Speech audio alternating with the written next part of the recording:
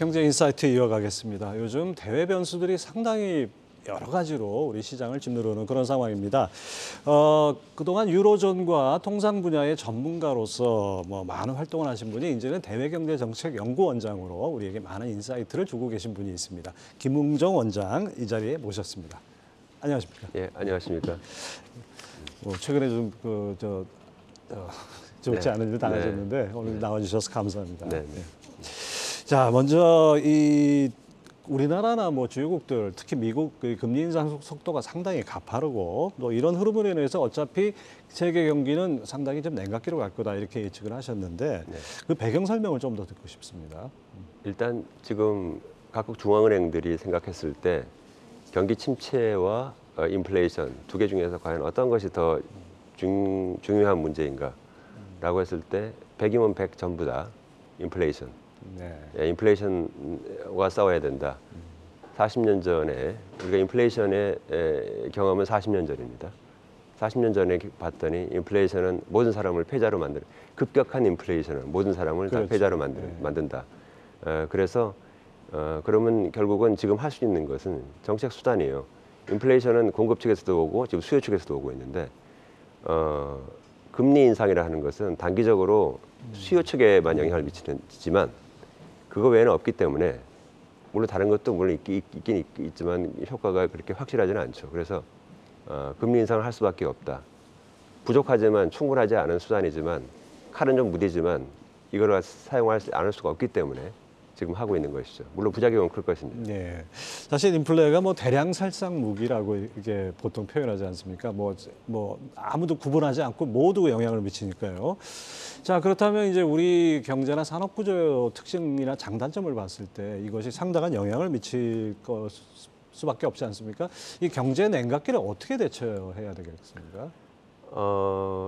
일단 좀 여력이 있는 기업들 같은 경우는 일단 모든 기업들이 다 좀 레버리지를 줄일 수밖에 없는데 그것이 경제 전체로 봐서는 또 오히려 또 경제 침체를 더 강화시키기 때문에 참 이렇게 말씀드리기 어렵지만은 개별 기업으로 봤을 때는 좀 여유가 있는 기업들은요 이번 기회에 새롭게 이제 생산 시설을 다시 재투자한다라든가 새로운 기술, 신기술을 도입을 해본다라든가 그런 식으로 해서 다가오는 시장 폭발 확대에 대비할 수 있는 여력을 키우는 게 굉장히 중요하다. 그래서 경기 침체라고 해서 계속 그냥 축소로 가지 말고 좀 본격적으로 좀 상품을 업그레이드할 수 있는 그런 기회로 삼는 것이 나중에 시장을 선점하는데 대단히 중요하기 때문에 그렇게 해야 되고요.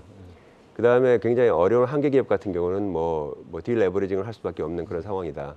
조금 몸집을 좀 줄이는 수밖에 없다. 이제 그렇게 말할 수밖에 없죠. 결국 이제 약간 역발상으로 오히려 어려울 때 투자를 늘리고 또 그렇지 못한 기업들은 철저히 아주 생존 전략으로 가야 된다 이렇게 볼 수 있는데요. 자, 근데 이제 미국의 움직임이 우리한테는 어쩔 수 없는 하나의 그 상수처럼 다가오는데 미국이 어떤 국제 공조보다는 자국 우선 이 정책으로 펴고 있어요. 그래서 특히 이제 치포 동맹 가입 요구라든지 이런 것들이 가장 대표적이라고 할 수 있는데 우리는 어떤 기준으로 미국의 요구에 대처를 해야 될까요? 일단 최근에 좀 문제가 되고 있는 치포 동맹이라고 이렇게 이제 얘기를 이제 언론에서 많이들 그렇게 말씀하시는데 일단 이거는 이제 팹4 그러니까 이제 반도체를 생산하는 그 생산 라인을 좀 거기 협력을 좀 하자라고 하는 실무적 차원에서의 협력입니다. 협력 요청이고요. 그래서 이 부분에 있어서 이걸 너무 크게 생각하지 않는 게 좋고 그렇기 때문에 실무 간 협력이기 때문에 이거는 거부하고 말고 할 게 없습니다. 그냥 같이 하면 되는 겁니다. 이거를 동맹이라고 이름 붙여놓으니까 이게 문제가 복잡해지는 거네요. 네, 동맹이라고 얘기하니까 마치 우리가 선택을 해야 되는 것이고 굉장히 강한 압박이 있는 것처럼 얘기하는데 그건 아니고요. 이거는 생산 협력이다. 이렇게 개별 기업 차원에서의 이제 그렇게 봐야 되는 것이 더 정확합니다. 네, 그렇죠. 자, 거기다가 이제 러시아 우크라이나 전쟁으로 인해서 또 아울러서 그 전부터 이제 미중 갈등 이거로 인해서 공급망 리스크가 상당히 크지 않습니까? 이것이 바로 우리 경제가 가장 두려워하는 지점일 것 같은데요.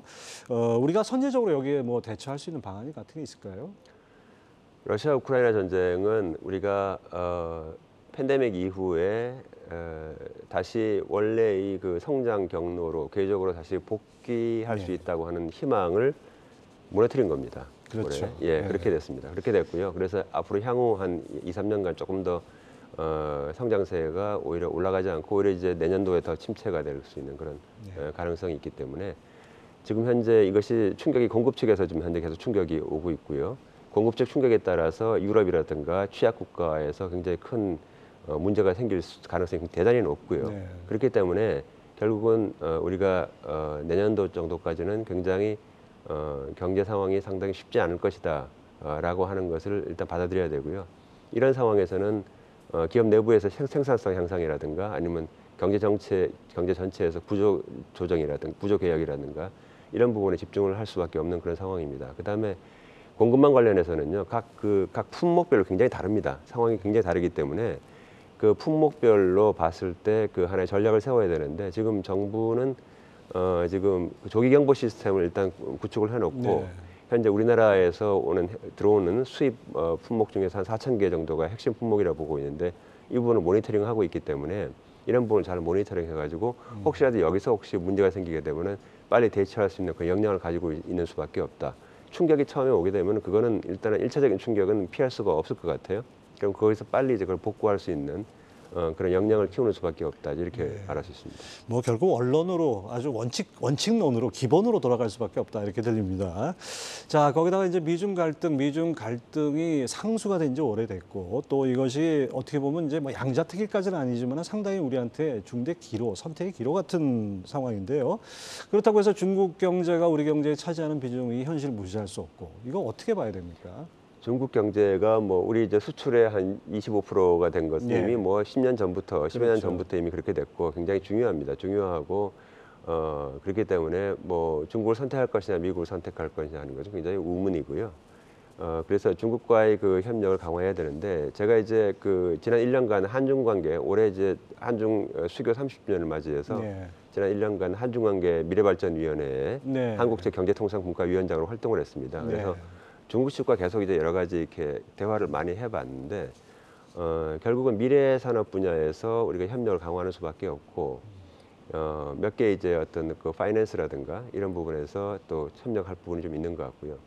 그 다음에 이제 우리가 이제 생각하고 있는 여러 가지 저 문화 자산 이런 부분에 대해서 중국에서 보다 더 잘 접수가 될 수 있도록 하는 예. 이런 환경을 조성하는 거라든가 이렇게 해서 보면 굉장히 할 일이 많이 있습니다. 많이 있기 때문에 지금 우리가 갖고 있는 기본적인 구조, 그러니까 말하자면 한국 기업이 중국에서 가서 공장을 만들고 네. 한국에서 중간재를 중국으로 수출하고 그것에서 완성재를 만들어서 전 세계로 뿌리는 이러한 방식은 이제 더 이상 메인스트림 주류가 되기는 좀 이제 어렵다. 한중 그렇죠. 경제 관계에서 이렇게 봤을 때 그런 부분보다는 중국 내수 시장에 들어간다라든가 아니면은 다른 방식으로 협력을 강화하는 게 더 낫다. 이제 이렇게 보고 있는 것이죠. 하지만 뭐 사드 보복이라든지 여러 가지 한한령 같은 것들은 여전히 지금 유지되고 있지 않습니까? 사실 들어가고 싶어도 들어가고 싶지 못한 들어갈 수 없는 그런 상황이 이어지고 있는데요. 사드는 한중 관계에서 많은 후유증을 남겼습니다. 그리고 네. 또 현재도 지속되고 있고요. 그렇죠. 그리고 사드를 통해서 과연 중국이 무엇을 얻었을까? 사드는 그 대북 억지력을 위해서 이제 들어온 것이었고요. 그래서 봤을 때 중국 측에서 여러 가지 생각이 있을 것 같습니다. 한국에서 중국에 대한 어떤 좀 거부감이 급격히 높아진 건 사실 사드 이후였고요. 그렇죠. 예. 그래서 이런 경우를 봤을 때 중국은 현재 14개 국가로 둘러싸여 있습니다. 그래서 주변 국가와의 그 관계 설정이 굉장히 중요하고요. 그래서 이러한 점을 우리가 충분히 어필을 하고요. 얘기를 하고 해서 합리적인 방향을 해서 선택이 될 수 있도록 할 수 있는 여지가 충분히 있다. 저는 그 레버리지를 우리가 갖고 있다. 라고 생각을 합니다. 그래서 그렇게 하면 되겠다 봅니다. 예, 역시 상당히 좀 아주 치밀한 외교 전략이 필요하다 이렇게 예. 보여집니다. 자, 원장님은 또 제가 유럽 통으로 알고 있는데 유럽 경제 얘기를 빼놓을 수 없죠. 우리가 뭐 미국만 쳐다보고 있으니까 사실 유럽을 좀 등한시한 측면이 있는데 지금 뭐 상황을 면밀하게 살펴보면 유럽이 더 심각한 거 아닌가요? 제가 옛날에 유럽을 많이 해서가 아니라 지금 현재 유럽이 중요합니다. 왜 중요하냐면은 지금 경제 상황이 가장 안 좋은 곳이죠. 지금 현재 취약국인 뭐 스리랑카라든가 파키스탄이라든가 이런 나라들 빼고요. 주요 국가 중에서는 유럽이 현재 제일 상황이 안 좋고요. 그리고 내년에 스태그플레이션이 될 수 있는 가능성이 가장 높은 곳도 네. 현재 유럽입니다. 그리고 유럽발 경제 위기가 생겼을 때 그것은 전 세계로 쉽게 확산이 되기 때문에 우리가 2010년에서 12년, 15년 사이에 있었던 유럽 경제 재정 위기에서도 그렇죠. 봤듯이 이것이 전 세계로 쉽게 퍼져나가고 그게 우리나라에 큰 영향을 미칩니다. 자, 그럼 현재 유럽의 상황이 어떠냐? 공급 측면에서 엄청난 인플레이션의 충격이 있는데 네. 그거에 대해서 수요 측면에서 지금 금리를 인상하는 거를 지금 현재 시도를 이제 막 시작을 하고 있죠. 그렇죠. 그래서 라가르드 ECB 총재가 굉장히 뭐 경험이 많은 사람입니다만은 지금 현재 갖고 있는 대단히 제한적인 수단 때문에 결국은 인플레이션은 쉽게 잡히지 않은 상황에서 경기 침체로 가는 이러한 상황이 될 수 있는 가능성이 대단히 높고요.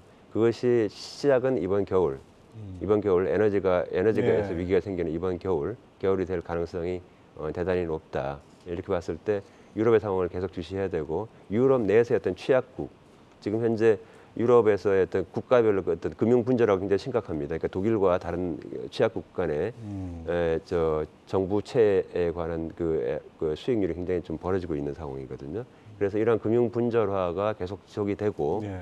그다음에 일부 국가에서 재정 위기가 발생했을 때 물론 이것에 대해서 굉장히 ECB라든가 IMF가 대응을 하겠지만 일차적인 충격에 따라서 그것이 우리나라나 다른 전 세계로 파급될 가능성을 배제할 수 없습니다.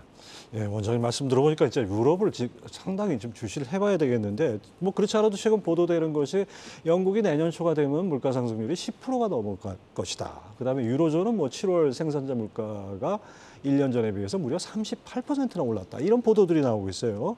그럼에도 불구하고 내년까지 이어진다면 인플레이션 피크아웃은 언제쯤 오는 겁니까? 현재 우리나라나 미국이라든가 같은 경우는 인플레이션 피크아웃이 이제 올해 뭐 지금 8월달에 약간 꺾였다고 하지만 그게 뭐 앞으로 본격적으로 꺾일 것 같지는 않고 어쨌든 약간 좀 현재가 피크라고 보고 있고요. 예. 이에 비해서 유럽은 금리 정책도 늦게 시작을 했고 여러 상황이 안 좋기 때문에 인플레이션 피크아웃은 좀 더 늦어질 것 같습니다. 영국은 더 하는 것이 영국은 이미 10%를 한번 찍은 적이 있습니다. 찍은 적이 있고요.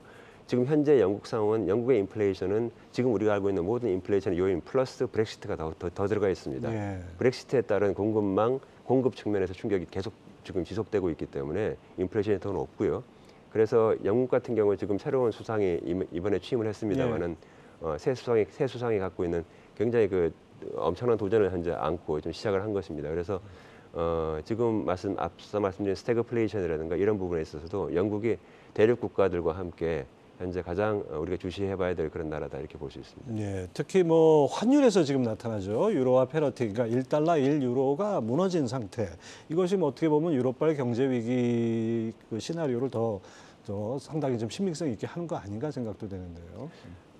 이건 조금 더 길게 볼 필요가 있습니다. 지금 유로화 페러티가 무너졌는데 과거에 유로화가 달러화보다 약세가 된 적이 있었습니다. 예, 있었죠. 지난 20몇 년간의 역사를 봤을 때 그래가지고 그렇기 때문에 이 페러티가 무너진 것이 유럽 경제에 좀 굉장히 안 좋은 영향을 주고 있고 또 역시 수입 물가의 상승이라든가 인플레이션 문제가 되고 있습니다만은 이거 자체를 가지고 이제 너무 과대평가 할 필요는 없을 것 같다 이렇게 생각합니다. 네. 아무튼 뭐 유럽이라는 것이 뭐 우리 과거에 그 미국이나 중국 이 정도만큼의 비중은 아니지만 여전히 상당한 비중을 차지하고 있기 때문에 유로존 동향 아주 면밀히 살펴봐야겠습니다. 앞으로 좀 변화가 있으면 언제든지 좀 나와 주셨으면 좋겠습니다. 네, 알겠습니다. 감사합니다. 감사합니다.